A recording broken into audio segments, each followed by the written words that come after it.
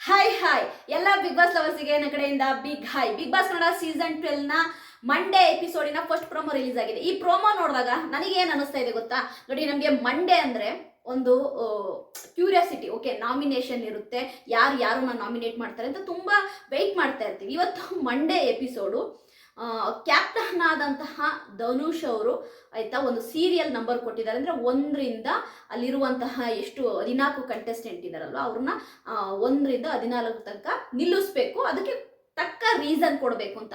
ನಾನಿಲ್ಲಿ ಕ್ಯಾಪ್ಟನ್ ಆಗಿರುವಂತಹ ಧನುಷ್ ಗೌಡ ಅವ್ರನ್ನ ನಾನು ಕೇಳ್ತೀನಿ. ನಂದು ಒಂದೇ ಪ್ರಶ್ನೆ, ಧನುಷ್ ಗೌಡ ಅವರೇ ಆಯ್ತಾ ನಂಬರ್ 1ನಲ್ಲಿ ನಿಂತಿರುವಂತಹ ಕಾವ್ಯ ಅವರು ಏನ್ ದಬಾಕಿದ್ದಾರೆ ಅನ್ನೋದನ್ನ ನೀವು ಹೇಳಬೇಕು ಅಂತ ನಾನು ಧನುಷ್ ಗೌಡ ಅಂದ್ರೆ ಕ್ಯಾಪ್ಟನ್ ಧನುಷ್ ಗೌಡ ಅವರಲ್ಲಿ ನಾನು ಕೇಳ್ತೀನಿ. ಅಂದ್ರೆ ನಂದು ಒಂದೇ ಒಂದು ವಿಷಯ, ನಾನು ಏನು ಹೇಳಕ್ ಕೊಟ್ಟಿದ್ದೀನಿ ಅಂತಂದ್ರೆ, ಕಾವ್ಯ 1ನೇ ನಂಬರಲ್ಲಿ ಇರಕ್ಕೆ ಯೋಗ್ಯತೆ ಕಾವ್ಯನ್ಗಿದೆಯಾ? ಕಾವ್ಯ ಹಾಗಾದ್ರೆ ಏನ್ ದಬಾಕಿದ್ದಾರೆ? ನಾನಂತೂ ಕಾವ್ಯ ಏನೋ ಅಂತ ಆಕ್ಟಿವ್ ಆಗಿ ಎಲ್ಲದನ್ನು ಮಾಡೋದನ್ನು ನಾನು ಯಾವತ್ತೂ ನೋಡಿಲ್ಲ. ಗಿಲ್ಲಿಯ ಒಂದು ಫ್ರೆಂಡ್ಶಿಪ್ ಅಲ್ಲಿ ಆಯ್ತಾ ಕಾವ್ಯ ಇಲ್ಲಿ ತನಕ ಬರೋಕ್ಕೆ ಸಾಧ್ಯ ಆಗಿದ್ದು, ಬಟ್ ಕಾವ್ಯನ್ಗೆ ಓಕೆ, ಕಾವ್ಯ ಗೇಮ್ ಆಡ್ತಾಳೆ ಅದೆಲ್ಲದು ಓಕೆ, ಬಟ್ ನಂಬರ್ 1ನಲ್ಲಿ ನಿಲ್ಲುವಂತಹ ಒಂದು ಪರ್ಸನಾಲಿಟಿ ಕಾವ್ಯಿಂದ ಅಷ್ಟು ಏನಾದರೂ ಬಿಗ್ ಬಾಸ್ ಮನೇಲಿ ಅವ್ರು ಮಾಡಿದಾರ ಅನ್ನೋದು ನನ್ಗಿದು. ಓಕೆ, ಇಲ್ಲಿ 11ನಲ್ಲಿ ನಿಂತಿರುವಂತಹ ಮಾಳುವವ್ರ ಬಗ್ಗೆ ನಾನೊಂದು ಮಾತು ಹೇಳ್ಬಿಡ್ತೀನಿ, ಸರಿಯಾ? ಹಾಗಾದ್ರೆ ಸ್ಪಂದನ ಸೋಮಣ್ಣ 7ನಲ್ಲಿ 1ರಲ್ಲಿ ಕಾವ್ಯ ನಿಲ್ಲಕ್ಕೆ ಇವರು ಯೋಗ್ಯರು ಅಂದ್ರೆ ನನ್ಗೆ ಒಂದನ್ಸದ ಏನ್ ಗೊತ್ತಾ, ಹಾಗಾದ್ರೆ ಮಾಳು ಇವ್ರು ಎಲ್ಲರಿಗಿಂತ ಬೆಟ್ರ್ ಅಲ್ಲ? ಕಾವ್ಯನ್ಗಿಂತ ಬೆಟ್ರು ಮಾಳು, ಸ್ಪಂದನ ಸೋಮಣ್ಣಗಿಂತ ಬೆಟ್ರು ಮಾಳು, ಆಯ್ತಾ? ಅಲ್ಲಿ ನಿಂತಿರುವಂತಹ ಧ್ರುವಂತ್, ಅದೇ ರೀತಿ ಆಯ್ತಾ ಸೂರಜ್, ಇವ್ರೆಲ್ಲರಿಗಿಂತ ಬೆಟ್ರು ಮಾಳು ಯಾಕೆ 11ನಲ್ಲಿ ನಿಲ್ಬೇಕು? ಅಲ್ಲ, ನಾನು ಕೇಳ್ತಿರೋದು, ಮಾಳು ಯಾಕೆ 11ನಲ್ಲಿ ನಿಲ್ಬೇಕು? ಮಾಳು ನಿಜವಾಗ್ಲೂ ಆನೆಸ್ಟ್ ಆಗಿ ಸೂಪರ್ ಆಗಿ ಗೇಮ್ ಆಡ್ತಾ ಇದ್ದಾರೆ. ಅವರಿಗೆ ಕೊಟ್ಟಂತಹ ಕೆಲಸ ಆಗಿರ್ಬೋದು, ಗೇಮ್ ಆಗಿರ್ಬೋದು, ಒಂದ್ಸರಿ ಕ್ಯಾಪ್ಟನ್ ಕೂಡ ಆಗಿದ್ದಾರೆ, ತುಂಬಾ ಚೆನ್ನಾಗಿ ನಿಭಾಯಿಸಿದ್ದಾರೆ. ಅವ್ರು ಯಾಕೆ 11ನಲ್ಲಿ ನಿಲ್ಬೇಕು ಮಾಳು? ಅಲ್ಲ, 1ರಲ್ಲಿ ನಿಲ್ಲಕ್ಕೆ ಕಾವ್ಯನ್ಗೆ ಅರ್ಹತೆ ಇದೆ ಅಂದ್ರೆ ಹಾಗಾದ್ರೆ ಮಾಳು ಆಯ್ತಾ 11ನಲ್ಲಿ ಇದ್ದಾರೆ ಅಂದ್ರೆ ನಂಗೆ ನಗು ಬರುತ್ತೆ. ಹಾಗಾದ್ರೆ ಸ್ಪಂದನ ಸೋಮಣ್ಣ ಕಾವ್ಯನ್ಗಿಂತ ಆಯ್ತಾ ಬೆಟ್ರಾಗಿ ಆಯ್ತಾ ಮಾಳು ಗೇಮ್ ಆಡ್ತಿದ್ದಾರೆ ಅನ್ನೋದು ನಮ್ಮ ವಾದ. ಅಂದ್ರೆ ಮಾಳು ಆಟದ ಮುಂದೆ ಸ್ಪಂದನ ಸೋಮಣ್ಣ ಕಾವ್ಯ ಏನು ಅಲ್ಲ, ಝೀರೋ. ಮಾಳು ಸೂಪರ್ ಆಗಿ ಮಾಡ್ತಾರೆ. ಓಕೆ, ಈ ಪ್ರೋಮೋದಲ್ಲಿ ಏನ್ ತೋರಿಸ್ತಾ ಇದ್ದಾರೆ ಅಂದ್ರೆ ಆಯ್ತಾ ರಘು ಮತ್ತು ಆಯ್ತಾ ನಮ್ಮ ಗಿಲ್ಲಿ ನಟನ ಮಧ್ಯೆ ಒಂದು ವಾರ್ ನಡೀತಾ ಇದೆ, ಒಂದು ಜಗಳ ನಡೀತಾ ಇದೆ. ಅಲ್ಲಿ ಮಧ್ಯದಲ್ಲಿ ನಿಜವಾಗ್ಲೂ ಕೂಡ ರಕ್ಷಿತನ ಹ್ಯಾಡ್ ಮಾಡಿದ್ದಾರೆ.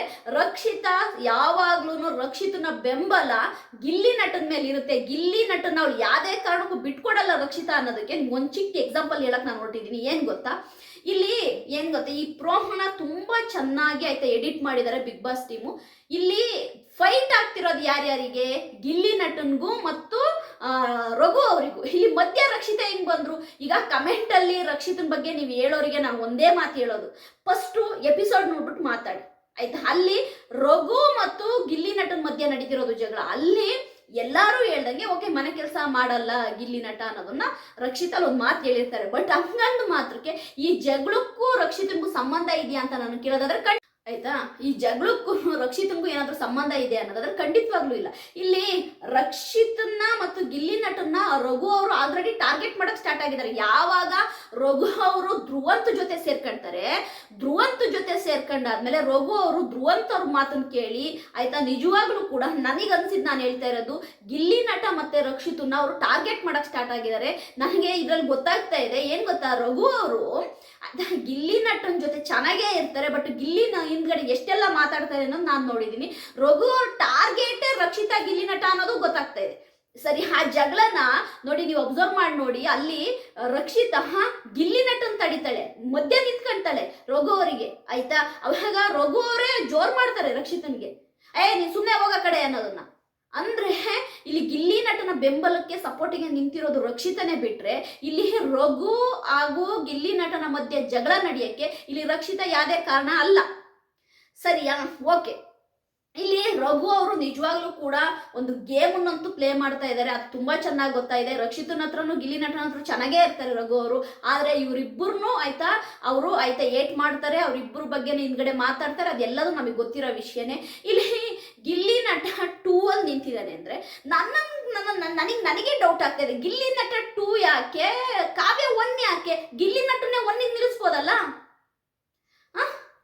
ನಾನು ಹೇಳೋ ಪ್ರಕಾರವಾಗಿ ಗಿಲ್ಲಿ ನಟ first, second Ashwini Gowda, third Rakshita, ಆಮೇಲೆ ಆಯ್ತಾ ನನ್ಗನ್ಸೋ ಪ್ರಕಾರವಾಗಿ ಮಾಳು ಬಂದ್ಬಿಟ್ಟು 5 or 6 ಅಲ್ಲಿ ನಿಲ್ಬೇಕು ಮಾಳು.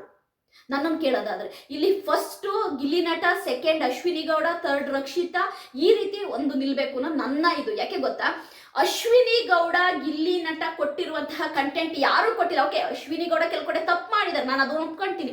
ಬಟ್ ಅಶ್ವಿನಿ ಗೌಡ ನಿಜವಾಗ್ಲೂ ಕೂಡ ಡೇ 1 ಅವರ ಗ್ರ್ಯಾಪ್ ಏನಿದೆ ಅದು ಮೇಲ್ ಬರ್ತಾನೆ ಇದೆ. ತುಂಬಾ ಚೆನ್ನಾಗಿ ಗೇಮ್ ಆಡಿದ್ದಾರೆ, ತುಂಬಾ ಚೆನ್ನಾಗಿ ಕಂಟೆಂಟ್ ಕೊಟ್ಟಿದ್ದಾರೆ. ಹಾಗಾಗಿ ಗಿಲ್ಲಿ ನಟ ಫಸ್ಟ್ ಅಲ್ಲಿ ನಿಂತ್ರೆ, ಸೆಕೆಂಡ್ ಅಲ್ಲಿ ಅಶ್ವಿನಿ ಗೌಡ ನಿಲ್ಬೇಕು, ಥರ್ಡ್ ಅಲ್ಲಿ ರಕ್ಷಿತಾ ನಿಲ್ಬೇಕು. ಯಾಕೆ ಥರ್ಡಲ್ಲಿ ರಕ್ಷಿತಾ ನಿಲ್ಬೇಕು ಅಂತ ಹೇಳ್ತೀನಿ ನೋಡಿ.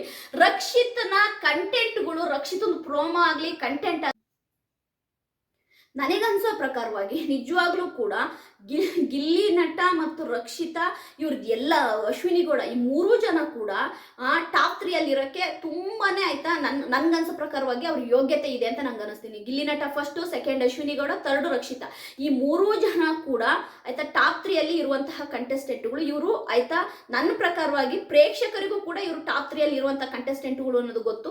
ಇವತ್ತಿನ ಈ ಪ್ರೋಮೋ ನೋಡಿದಾಗ ನನಗನ್ಸಿರೋ ಪ್ರಕಾರವಾಗಿ ಕ್ಯಾಪ್ಟನ್ ಆಗಿರುವಂತಹ ಧನುಷ್ ಗೌಡ ಅವರು ಏನಾದ್ರು ಫೇವರಿಸಮ್ ಮಾಡ್ತಿದ್ದಾರೆ ಅಂತ ನನಗೆ ಅನಿಸ್ತದೆ. ಸ್ಪಂದನ, ಸೋಮಣ್ಣ ಅವರೆಲ್ಲ ಲಾಸ್ಟ್ ಅಲ್ಲಿ ಇರಬೇಕು. ಸ್ಪಂದನ, ಸೋಮಣ್ಣನ ಜಾಗದಲ್ಲಿ ಅಟ್ಲೀಸ್ಟ್ ಮಾಳುನಾದ್ರೂ ಹಾಕ್ಬೋದು ಆಯ್ತಾ. ಮಾಳು ಅಷ್ಟು ಸೂಪರ್ ಆಗಿ ಗೇಮ್ ಮಾಡ್ತಾರೆ.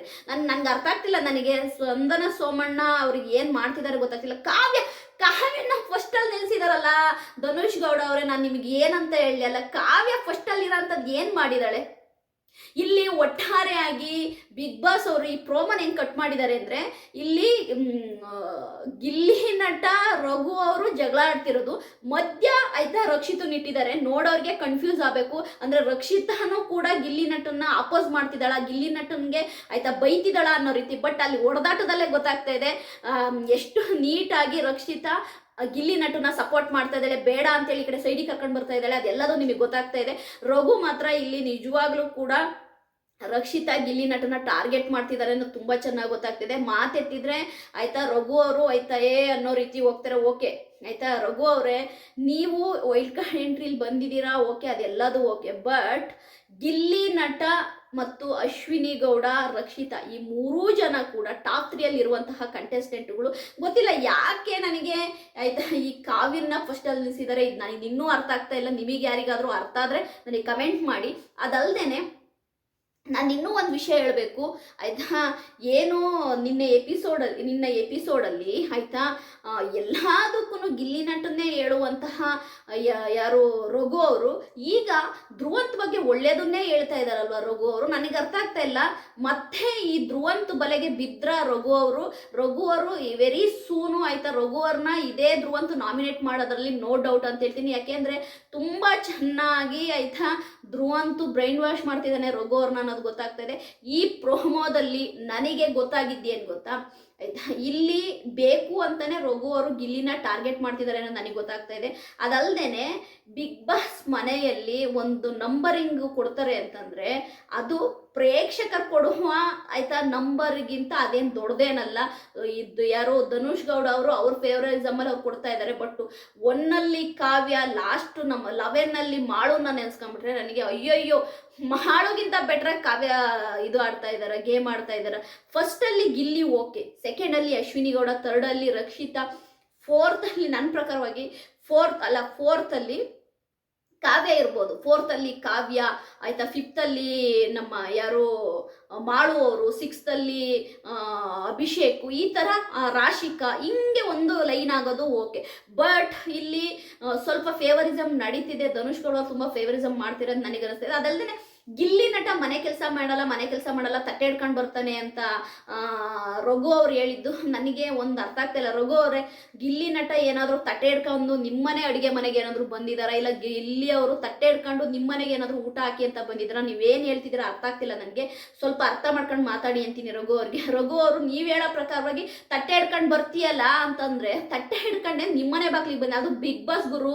ಬಿಗ್ ಬಾಸ್ ಅಲ್ಲಿ ಆಯ್ತಾ ಅಡುಗೆ ಮಾಡೋ ಡಿಪಾರ್ಟ್ಮೆಂಟ್ ಅಡುಗೆ ಮಾಡುತ್ತೆ, ಅವನು ಆಯ್ತಾ ಊಟ ಹಾಕಿಸ್ಕೊಂತಾನೆ, ಊಟ ಮಾಡ್ತಾನೆ. ನಿಮ್ಮನೆಗೆ ಏನು ಬಂದಿಲ್ವಲ್ಲ ರಘು, ಸ್ವಲ್ಪ ಮಾತಿನ ಮೇಲೆ ನಿಗಾ ಇರಲಿ. ನೀವು ಬೇಕಾದ್ರೆ ಏನು ಬೇಕಾದ್ರೂ ಅಂದ್ರೆ ಗಿಲ್ಲಿ ಅಂದ್ರೆ ಸದ್ರ, ಯಾರು ಏನು ಬೇಕಾದ್ರೂ ಮಾತಾಡ್ಬೋದು ಇಂತ ನನಗೇನು ಅರ್ಥ ಆಗ್ತಾ ಇಲ್ಲ. ಈ ಪ್ರೋಮೋ ರಿವ್ಯೂ ನಿಮಗೆ ಇಷ್ಟ ಆದರೆ ಲೈಕ್ ಮಾಡಿ, ಸಬ್ಸ್ಕ್ರೈಬ್ ಮಾಡಿ. ಬಾಯ್.